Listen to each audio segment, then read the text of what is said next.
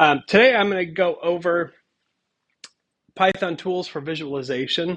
And basically, this is part of data science, but it's sort of a different angle. Last time we talked more about the data and manipulating the data and getting the data that you want. And then we talked a little bit about machine learning. And this time we're going to shift a little bit and we're going to look at tools for making data into a visual experience so that you can see what's going on with the data. And the interesting thing about visualization is that it can be used to help us understand data, but it can also be very misleading if you use it incorrectly.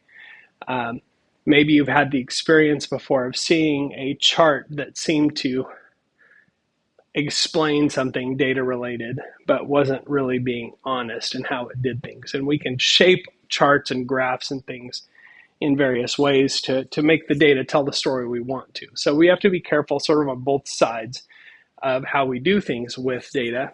But with visualization, we can have a very powerful tool for communicating with data.